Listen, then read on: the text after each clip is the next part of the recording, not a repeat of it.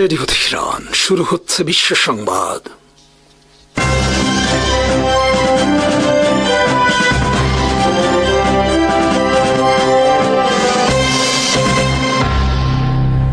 শুরুতেই সংবাদ শিরোনাম। আসসালামু আলাইকুম।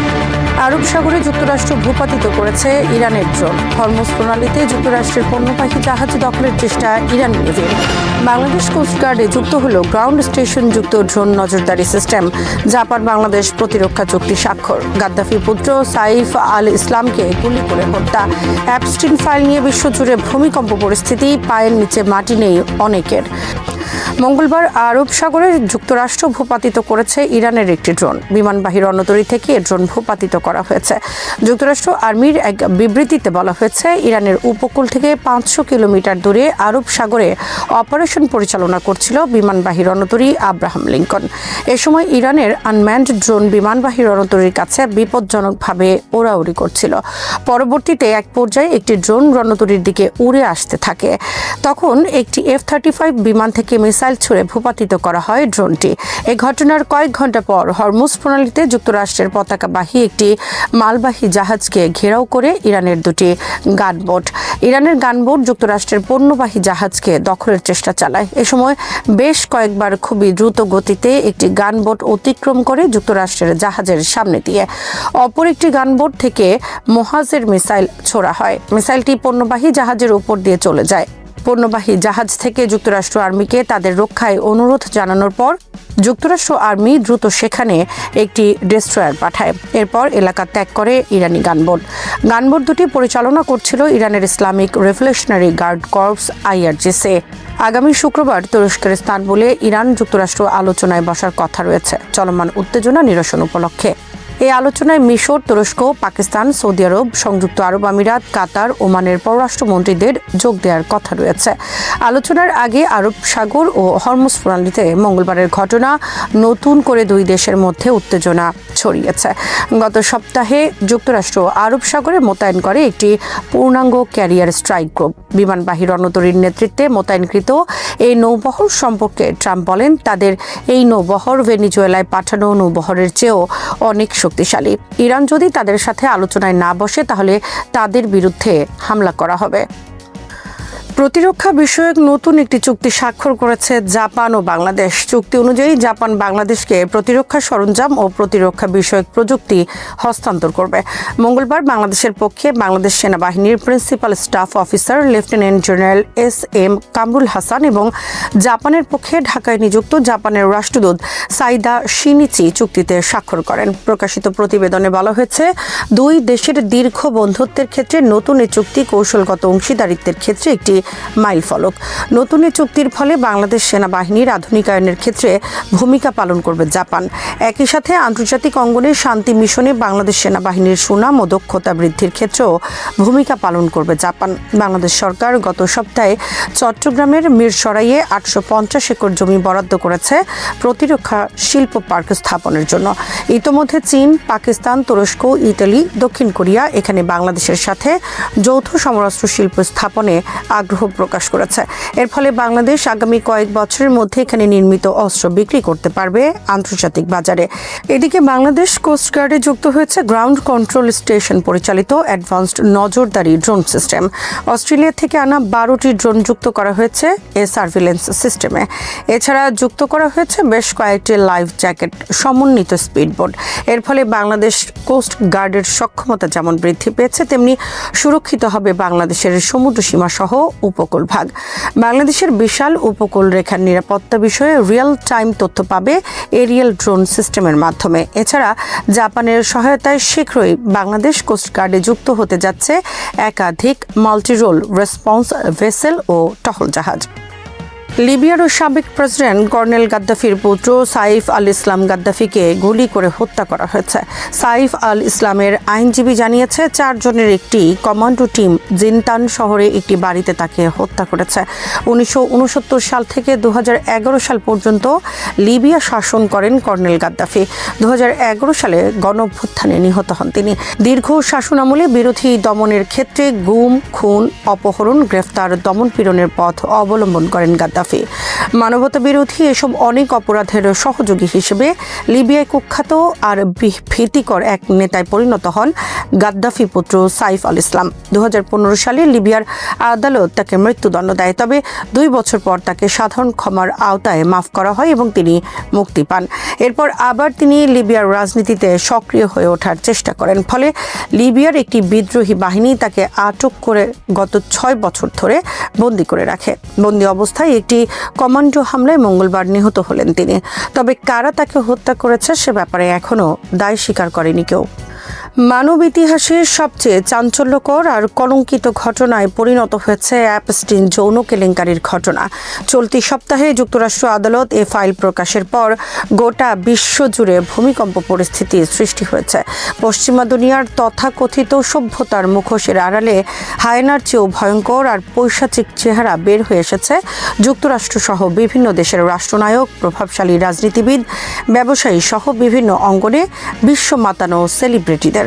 যুক্তরাষ্ট্রের প্রেসিডেন্ট ডোনাল্ড ট্রাম্প, সাবেক প্রেসিডেন্ট বিল ক্লিন্টন, ব্রিটেনের রাজা চার্লসের ভাই প্রিন্স অ্যান্ড্রু, বিশ্ব ধনকুবের বিল গেটস, এলন মাস্ক সহ এমন অনেকের নাম রয়েছে অ্যাপস্টিন ফাইলে, যাদের গোটা বিশ্বব্যাপী রয়েছে অগণিত ভক্ত আর অনুরাগী। কিন্তু অ্যাপস্টিন ফাইলে তাদের নামের পাশে এমন সব বিভৎসতার সাথে জড়িত থাকার বিবরণ রয়েছে যা ছিল তাদের ভক্তদের জন্য কল্পনারও বাইরে।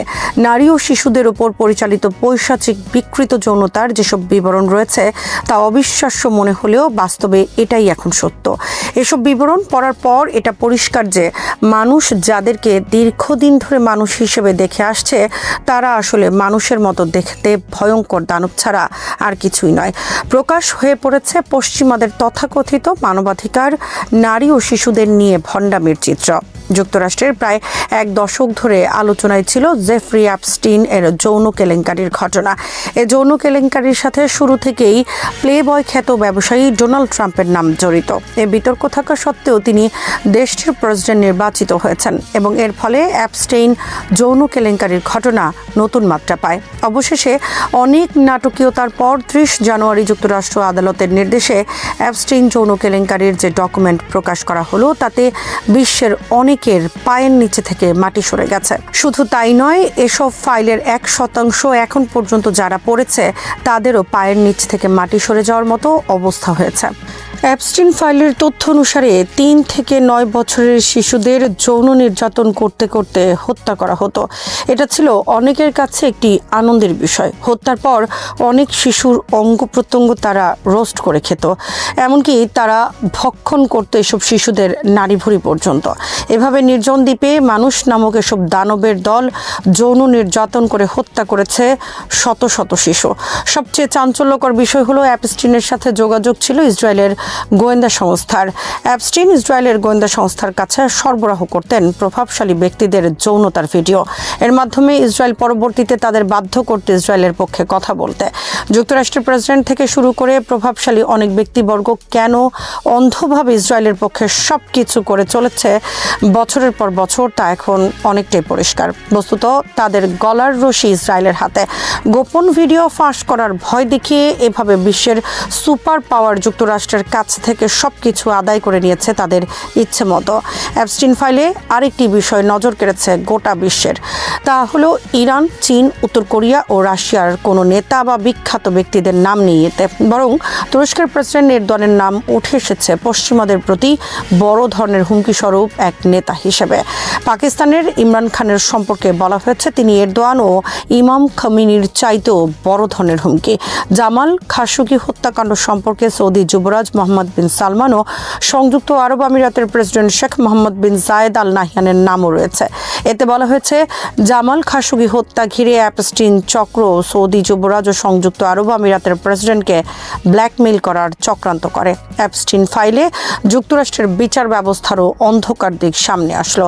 অ্যাপস্টিন এর আগেও অনেকবার যৌন কেলেঙ্কারির ঘটনায় গ্রেফতার হয়েছে, কিন্তু প্রতিবারই প্রভাবশালীদের হস্তক্ষেপে বের হয়ে এসেছে। 2019 সালে তাকে কারাগারে হত্যা করে চালানো হয়েছে আত্মহত্যা বলে।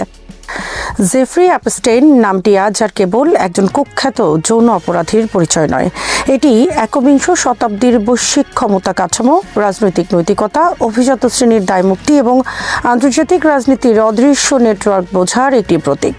যুক্তরাষ্ট্রের বিচার বিভাগ থেকে সম্প্রতি প্রকাশিত 3 মিলিয়নেরও বেশি নথি ও যোগাযোগের তথ্য নতুন করে প্রমাণ করেছে যে অ্যাপস্টেইনের অপরাধ কেবল ব্যক্তিগত বিকৃতি বা বিচ্ছিন্ন মানবিক পতন ছিল না, বরং তা গভীরভাবে জড়িয়ে ছিল বৈশ্বিক ক্ষমতার কেন্দ্রগুলোর সঙ্গে। এই নথিগুলো প্রকাশের পর যে রাজনৈতিক ঝড় শুরু হয়েছে তা যুক্তরাষ্ট্রের সীমানা ছাড়িয়ে ভারত, যুক্তরাজ্য, অস্ট্রেলিয়া, নরওয়ে ও স্লোভাকিয়া পর্যন্ত বিস্তৃত হয়েছে। গুরুত্বপূর্ণ বিষয় হলো, এই নথিতে নাম থাকা মানেই কেউ অপরাধী এমন কোনো আইনি সিদ্ধান্ত নেই, কিন্তু প্রশ্ন উঠছে একজন দণ্ডিত যৌন অপরাধীর সঙ্গে রাষ্ট্রের শীর্ষ পর্যায়ের নেতা, কূটনীতিক, রাজনীতিক ও রাজপরিবারের সদস্যদের এত ঘনিষ্ঠ ও ধারাবাহিক যোগাযোগ কিভাবে সম্ভব হলো এবং কেন সেই যোগাযোগ এত বছর ধরে প্রশ্নের ঊর্ধ্বে রয়ে গেল। ভারতের প্রধানমন্ত্রী নরেন্দ্র মোদীর নাম সরাসরি কোনো অপরাধমূলক অভিযোগে আসেনি, কিন্তু তার ঘনিষ্ঠ শিল্পপতি অনিল আম্বানির মাধ্যমে অ্যাপস্টেইনের সঙ্গে যোগাযোগের যে বিবরণ নথিতে উঠে এসেছে তা ভারতের পররাষ্ট্রনীতি ও কৌশলগত অবস্থান নিয়ে গভীর প্রশ্ন তৈরি করেছে।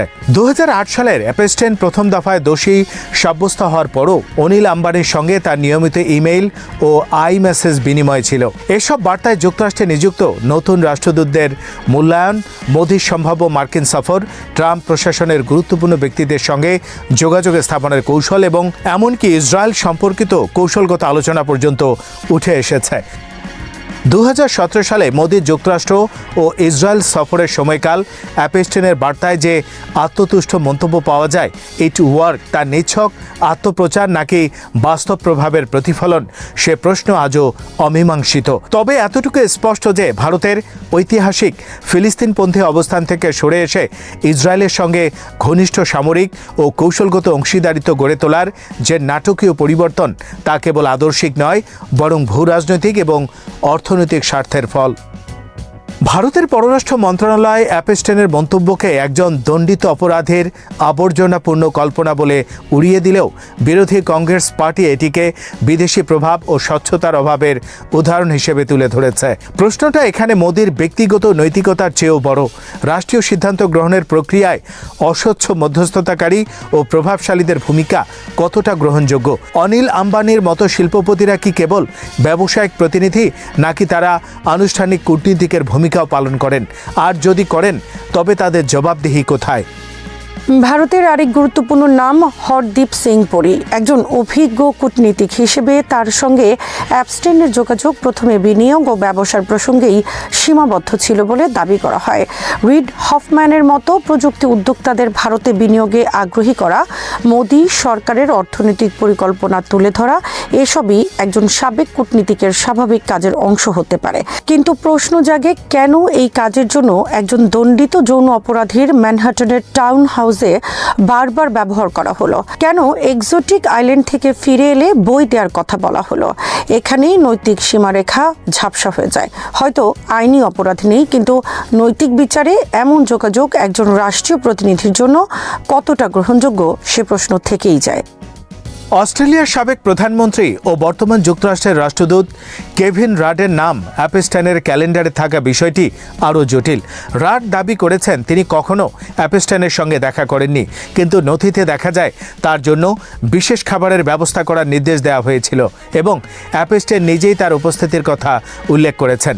যদি সত্যি দেখা না হয়ে থাকে, তাহলে কেন এমন প্রস্তুতি? আর যদি দেখা হয়ে থাকে, তবে কেন তা অস্বীকার করা হচ্ছে? এই দ্বিধা কেবল ব্যক্তিগত বিশ্বাসযোগ্যতার প্রশ্ন নয়, বরং কূটনৈতিক স্বচ্ছতারও প্রশ্ন। একজন সাবেক প্রধানমন্ত্রী ও বর্তমান রাষ্ট্রদূতের প্রতিটি উচ্চ পর্যায়ের সাক্ষাৎই রাষ্ট্রীয় গুরুত্ব বহন করে, বিশেষ করে যখন সেই সাক্ষাৎ একজন বিতর্কিত ব্যক্তির সঙ্গে। যুক্তরাজ্যের পিটার ম্যান্ডেলসনের ক্ষেত্রে বিষয়টি আরও স্পষ্ট আর্থিক লেনদেনে গড়িয়েছে। অ্যাপস্টেইনের কাছ থেকে $৭৫,০০০ পাওয়ার বিষয়টি যদিও তিনি স্মরণে আনতে পারছেন না বলে দাবি করছেন, তবে রাজনৈতিকভাবে এটি অতি মারাত্মক। ব্রিটিশ রাজনীতিতে এটি প্রমাণ করে যে ক্ষমতার কেন্দ্র ও অর্থের সম্পর্ক কতটা গভীর এবং কখনো কখনো অস্বচ্ছ।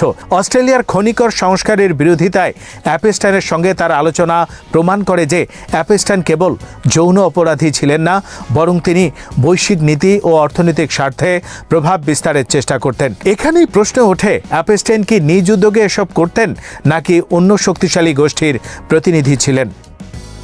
নরওয়ের ক্রাউন প্রিন্সেস মেটে মারিটের সঙ্গে অ্যাপস্টেইনের দীর্ঘ ও ঘনিষ্ঠ যোগাযোগ রাজপরিবারের নৈতিক মানদণ্ড নিয়ে গুরুতর প্রশ্ন তুলেছে। প্রায় 1000 বার তার নাম থাকা প্রেমঘন ভাষা, ব্যক্তিগত অনুভূতি বিনিময়, এসবকে নিছক সামাজিক সৌজন্য বলা কঠিন। বিশেষ করে যখন একই সময়ে নরওয়ের রাজপরিবার ইতোমধ্যেই এক কেলেঙ্কারির মুখোমুখি, তার ছেলের বিরুদ্ধে গুরুতর যৌন অপরাধের অভিযোগ ওঠায়। এখানে ব্যক্তিগত ও পারিবারিক আচরণ, ক্ষমতার অপব্যবহার এবং সামাজিক দায়বদ্ধতার প্রশ্ন এক সূত্রে মিলিত হয়েছে। রাজপরিবার, যারা প্রতীকীভাবে নৈতিকতার মানদণ্ড হিসেবে বিবেচিত, তাদের এমন যোগাযোগ সমাজে কী বার্তা দেয়? স্লোভাকিয়ার জাতীয় নিরাপত্তা উপদেষ্টা মিরোস্লাভ লাইচাকের পদত্যাগ প্রমাণ করে যে কিছু দেশে অন্তত রাজনৈতিক দায় স্বীকারের সংস্কৃতি এখনো পুরোপুরি হারিয়ে যায়নি। তার বিরুদ্ধে ওঠা অভিযোগ প্রমাণিত হোক বা না হোক, একজন শীর্ষ নিরাপত্তা কর্মকর্তার জন্য অ্যাপস্টেইনের সঙ্গে নারী বিষয়ক বার্তা বিনিময় এবং সাক্ষাৎ রাজনৈতিকভাবে অগ্রহণযোগ্য বলেই বিবেচিত হয়েছে। কিন্তু প্রশ্ন হলো, কেন অন্য দেশগুলোতে এই মাত্রার দায়বদ্ধতা দেখা যাচ্ছে না? এই পুরো ঘটনা প্রবাহ আমাদের একটি মৌলিক বাস্তবতার দিকে ইঙ্গিত করে। বিশ্ব রাজনীতিতে ক্ষমতাবানদের জন্য এক ধরনের নীরব দায় মুক্তির বলয় তৈরি হয়েছে। অ্যাপস্টেইনের মতো ব্যক্তি সেই বলয়ের ভেতরে প্রবেশ করতে পেরেছিলেন বলেই এত বছর ধরে তিনি অপরাধ করেও প্রায় অক্ষত থাকতে পেরেছেন। তার ব্যক্তিগত সম্পদ, সামাজিক যোগাযোগ এবং তথাকথিত গোপন তথ্য তাকে এক ধরনের অদৃশ্য সুরক্ষা দিয়েছিল। আজ নথি প্রকাশের পর আমরা কেবল সেই বলয়ের কিছু অংশ দেখতে পাচ্ছি, এটি পুরো চিত্র নয়। এখানে গণমাধ্যমের ভূমিকা অত্যন্ত গুরুত্বপূর্ণ। এই নথিগুলো প্রকাশ না হলে এসব সম্পর্কের অনেকটাই অজানাই থেকে যেত। একই সঙ্গে গণমাধ্যমের দায়িত্ব হলো অভিযোগ ও প্রমাণের মধ্যে পার্থক্য স্পষ্ট রাখা। কাউকে নাম থাকার জন্য অপরাধী বানানো যেমন অন্যায়, তেমনি নৈতিক প্রশ্নগুলো এড়িয়ে যাওয়া আরও বড় অন্যায়। কারণ গণতন্ত্র কেবল আইনি দায় নয়, নৈতিক দায়বদ্ধতার উপর দাঁড়িয়ে থাকে। অ্যাপস্টেইন কেলেঙ্কারি আমাদের শেখায় যে বৈশ্বিক রাজনীতিতে আজ কেবল রাষ্ট্র বনাম রাষ্ট্রের খেলা নয়, এটি ব্যক্তি, কর্পোরেশন, গোপন নেটওয়ার্ক এবং অদৃশ্য প্রভাবের জটিল সমীকরণ। মোদি থেকে কেভিন রাট, পিটার ম্যান্ডেলসন থেকে নরওয়ের রাজ পরিবার, সবাই কোনো না কোনোভাবে এই সমীকরণের অংশ হয়ে উঠেছেন। কারো ভূমিকা সক্রিয়, কারো হয়তো নিছক অসতর্ক, কিন্তু ইতিহাসে তাদের নাম এখন এক বিতর্কিত অধ্যায়ের সঙ্গে জড়িয়ে গেছে। সবচেয়ে বড় প্রশ্ন হলো, এরপর কি? এই নথিগুলো কি সত্যিকারের সংস্কারের পথ খুলবে, নাকি কিছুদিনের রাজনৈতিক উত্তেজনার পর সবকিছু আবার চাপা পড়ে যাবে? অতীত অভিজ্ঞতা বলে ক্ষমতাবানরা প্রায়ই ঝড় সামলে নেয়, কিন্তু ডিজিটাল যুগে তথ্যের স্মৃতি দীর্ঘস্থায়ী। আজ যে প্রশ্নগুলো উঠেছে, পররাষ্ট্রনীতিতে অস্বচ্ছ প্রভাব, শিল্পপতি ও অপরাধীর মধ্যস্থতা, রাজনীতিকদের নৈতিক মানদণ্ড, এসব প্রশ্ন আগামী দিনেও ফিরে আসবে। কারণ অ্যাপস্টেইন কেবল একজন ব্যক্তি ছিলেন না, তিনি ছিলেন একটি ব্যবস্থার উপসর্গ। আর যতদিন সেই ব্যবস্থা বদলাবে না, ততদিন নতুন অ্যাপস্টেইন, নতুন কেলেঙ্কারি, নতুন নথি আমাদের সামনে আসতেই থাকবে। চীনের সাম্প্রতিক সামরিক ও মহাকাশ সক্ষমতা বৃদ্ধির ধারাবাহিকতায় লিয়াওয়াং ওয়ান নামের এই জাহাজটি এক নতুন যুগের সূচনা করেছে বলে অনেক বিশ্লেষক মনে করছেন। এটি শুধু একটি জাহাজ নয়, বরং সমুদ্রভিত্তিক একটি পূর্ণাঙ্গ মহাকাশ ও ইলেকট্রনিক যুদ্ধ প্ল্যাটফর্ম, যা আধুনিক যুদ্ধের ধারণাকেই ধীরে ধীরে বদলে দিচ্ছে। 2025 সালের এপ্রিলে আনুষ্ঠানিকভাবে চীনা নৌবাহিনী পিপলস লিবারেশন আর্মি নেভি বা PLAN এ কমিশন হওয়া এই জাহাজটি আকার, প্রযুক্তি ও সম্ভাব্য কৌশলগত প্রভাব তিন দিক থেকেই ব্যতিক্রমী। এর আবির্ভাব এমন এক সময় ঘটেছে যখন বিশ্বজুড়ে মহাকাশকে ক্রমশ নতুন যুদ্ধক্ষেত্র হিসেবে বিবেচনা করা হচ্ছে এবং সমুদ্র ও মহাকাশের সংযোগ স্থল হয়ে উঠেছে আধুনিক সামরিক প্রতিযোগিতার অন্যতম কেন্দ্রবিন্দু। প্রায় 30,000 টন ধারণ ক্ষমতা, দৈর্ঘ্য 224 থেকে 225 মিটার এবং প্রস্থ 32 মিটার। এই পরিমাপগুলো একে শুধু চীনের নয়, বিশ্বের বৃহত্তম মহাকাশ সহায়তা ও ইলেকট্রনিক নজরদারি জাহাজগুলোর একটি করে তুলেছে। তুলনামূলকভাবে চীনের আগের ইউয়ান ওয়াং শ্রেণীর মহাকাশ ট্র্যাকিং জাহাজগুলো ছিল অনেকটাই ছোট এবং সীমিত সক্ষমতার।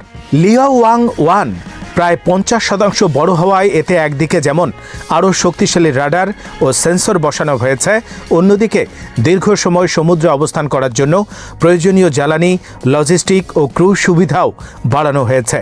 বিশাল এই কাঠামো কেবল আকারের দিক থেকেই গুরুত্বপূর্ণ নয়, এটি প্রযুক্তিগত সম্প্রসারণের জন্য একটি ভাসমান প্ল্যাটফর্ম হিসেবেও কাজ করছে।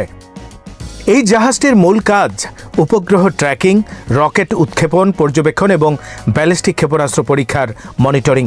আধুনিক যুগে যে কোনো দেশের সামরিক শক্তির একটি বড় অংশ নির্ভর করে তার মহাকাশ অবকাঠামোর উপর। স্যাটেলাইটের মাধ্যমে যোগাযোগ, নেভিগেশন, গোয়েন্দা তথ্য সংগ্রহ, ক্ষেপণাস্ত্র সতর্কতা সবই সম্ভব হয়, কিন্তু স্থলভিত্তিক রাডার ও ট্র্যাকিং স্টেশনগুলোর একটি বড় সীমাবদ্ধতা হল ভৌগোলিক বাধা। পৃথিবীর বক্রতা, পাহাড়, পর্বত, রাজনৈতিক সীমান্ত সব মিলিয়ে স্থলভিত্তিক ব্যবস্থাগুলো সবসময় পূর্ণ কাভারেজ দিতে পারে না। লিয়াওয়াং-1 এই সীমাবদ্ধতা দূর করার একটি কার্যকর সমাধান।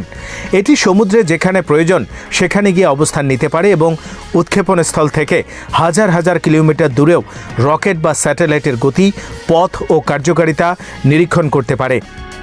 এই কারণেই অনেক বিশ্লেষক একে একটি চলমান কমান্ড সেন্টার হিসেবে আখ্যায়িত করেন। যুদ্ধ বা সংকটের সময় এটি শুধু তথ্য সংগ্রহই নয়, সেই তথ্য বিশ্লেষণ ও তাৎক্ষণিকভাবে অন্য নৌ বা স্থলভিত্তিক ইউনিটে পাঠানোর সক্ষমতাও রাখে বলে ধারণা করা হয়। আধুনিক যুদ্ধের তথ্যের গতি ও নির্ভুলতাই অনেক সময় বিজয়ের মূলকাঠি। লিয়াওয়াং-1 সেই তথ্য প্রবাহকে সমুদ্রে বসেই নিয়ন্ত্রণ ও সমন্বয় করার সুযোগ তৈরি করে। প্রযুক্তিগত দিক থেকে লিয়াওয়াং-1 নিঃসন্দেহে অত্যন্ত উন্নত। জাহাজটিতে অন্তত 5টি বড় রাডার ডোম বা রেডোম রয়েছে, যেগুলোর ভেতরে উচ্চ ক্ষমতা সম্পন্ন ফেজড অ্যারে রাডার ও অন্যান্য সেন্সর বসানো হয়েছে বলে মনে করা হয়। এই ধরনের রাডার একসাথে বহু লক্ষ্যবস্তু শনাক্ত ও ট্র্যাক করতে সক্ষম। চীনা সামরিক সূত্র বা সংশ্লিষ্ট বিশ্লেষকদের দাবি অনুযায়ী লিয়াওয়াং-1 একযোগে প্রায় 1200টি আকাশপথের লক্ষ্যবস্তু ট্র্যাক করতে পারে এবং এর নির্ভুলতা প্রায় 95% পর্যন্ত। এই সংখ্যা সত্য হলে এটি শুধু একটি নজরদারি জাহাজ নয়, বরং একটি পূর্ণাঙ্গ আকাশ ও মহাকাশ পরিস্থিতির সচেতনতা প্ল্যাটফর্ম। এই রাডার ও অ্যান্টেনাগুলো শুধু ক্ষেপণাস্ত্র বা স্যাটেলাইট নয়, হাইপারসোনিক অস্ত্র এবং স্টেলথ প্রযুক্তি ব্যবহারকারী লক্ষ্যবস্তুকেও শনাক্ত করতে সক্ষম হয় বলে ধারণা করা হয়। হাইপারসোনিক অস্ত্র বর্তমানে বিশ্বব্যাপী সামরিক প্রতিযোগিতার সবচেয়ে আলোচিত বিষয়গুলোর একটি। এগুলো প্রচলিত ব্যালিস্টিক বা ক্রুজ মিসাইলের তুলনায় অনেক দ্রুত ও অনিশ্চিত পথে চলাচল করে, ফলে শনাক্ত ও প্রতিহত করা অত্যন্ত কঠিন। লিয়াওয়াং-1 এর মতো জাহাজ যদি এই ধরনের অস্ত্রের ট্র্যাকিং ও বিশ্লেষণে সক্ষম হয়, তবে তা চীনের প্রতিরক্ষা ও আক্রমণ উভয় সক্ষমতাকেই এক নতুন স্তরে নিয়ে যাবে। তবে লিয়াওয়াং-1 এর গুরুত্ব শুধু প্রতিরক্ষা বা পর্যবেক্ষণের মধ্যেই সীমাবদ্ধ নয়। ধারণা করা হয় এটি নন কাইনেটিক কাউন্টার স্পেসে সক্ষমতা অর্জনেও সহায়তা করতে পারে। এর অর্থ হল শত্রু দেশের স্যাটেলাইটকে সরাসরি ধ্বংস না করে ইলেকট্রনিক জ্যামিং, সাইবার আক্রমণ, এমনকি লেজার প্রযুক্তির মাধ্যমে সাময়িক বা স্থায়ীভাবে অকেজো করে দেয়া। আধুনিক যুদ্ধে স্যাটেলাইট ধ্বংস করা মানে বড় ধরনের কৌশলগত উত্তেজনা তৈরি করা, কারণ তা মহাকাশে ধ্বংসাবশেষ ছড়িয়ে দীর্ঘমেয়াদী ঝুঁকি সৃষ্টি করতে পারে। নন কাইনেটিক পদ্ধতিতে স্যাটেলাইট অকার্যকর করা তুলনামূলকভাবে কম উত্তেজনাপূর্ণ হলেও কার্যকর একটি বিকল্প। লিয়াওয়াং-1 যদি এই ধরনের প্রযুক্তির পরীক্ষামূলক বা অপারেশনাল প্ল্যাটফর্ম হিসেবে ব্যবহৃত হয়, তবে তা চীনের মহাকাশ যুদ্ধ কৌশলে এক নতুন মাত্রা যোগ করবে।